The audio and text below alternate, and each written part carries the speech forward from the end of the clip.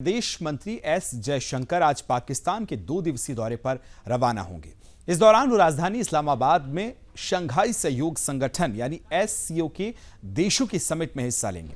Summit की मेजबानी कर रहे पाकिस्तान ने अगस्त में भारत के प्रधानमंत्री नरेंद्र मोदी को न्योता भेजा था।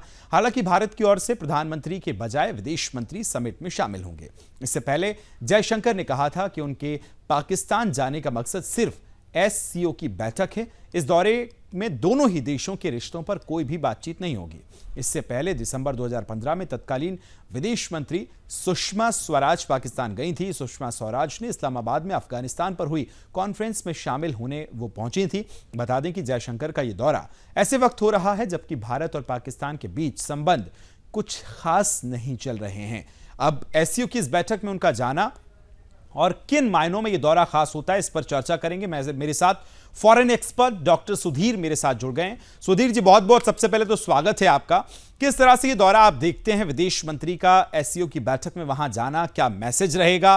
और वो देशों के लिए भी जो इस पर नजर बनाए हुए हैं, क्या मैसेज हो सकता है भारत की तरफ से? सुधीर जी।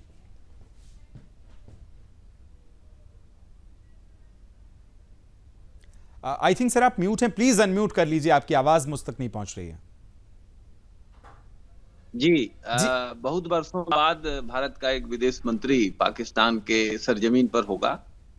निश्चित तौर पर जो भारत पाकिस्तान का रिश्ता है वो काफी कमजोर है। सार्क की बैठक 2016 के बाद अभी तक नहीं हुई है और एससीओ की मीटिंग चूंकि इस्लामाबाद में होनी है और वहां प्रधानमंत्री के स्तर के लोगों को बुलाया गया है, लेकिन भारत ने लो प्रोफाइल यानी विदेश मंत्री को भेजा है। तो आप समझ सकते हैं कि भारत ने डाउन प्ले किया है।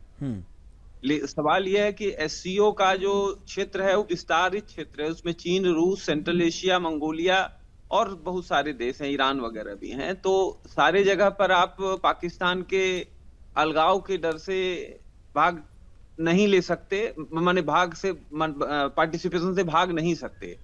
तो उस हद से डिप्लोमेसी ये कहती है कि भारत को भाग लेना चाहिए, चूंकि एससीओ का बड़ा एक संगठन है और रूस हमारा मित्र है। सेंट्रल एशिया से भी हमारा रिश्ता है। 2012 से कनेक्ट सेंट्रल एशिया की नीति हमारी चल रही है और इस अवसर पर भी एससीओ मंच से भी पाकिस्तान को संदेश देने का हमको एक अवसर है कि टेररिज्म के खिलाफ जो पाकिस्तान में एक्शन होना चाहिए वो नहीं हो रहा। हाफिज सईद अभी भी खुला घूम रहा है।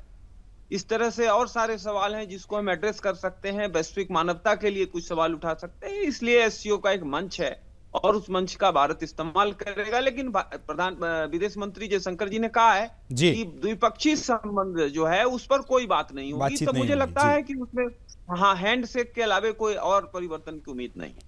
लेकिन डॉक्टर सुधीर जी, मुझे याद आता है वो वक्त जब 2015 में तत्कालीन विदेश मंत्री सुषमा स्वराज पाकिस्तान गई थी और मंच से कई मैसेजेस उन्होंने देने की कोशिश भी की थी और बड़ी मुखरता से अपनी बात रखी थी। तो आज विदेश मंत्री जब वहां पहुंच रहे हैं और जब अपना संबोधन वो देंगे, क्या लगता है आतंकवाद पर तो वो निशाना साधेंगे ही, लेकिन कुछ और ऐसे मैसेज जो पाकिस्तान को दिए जा सकते हैं?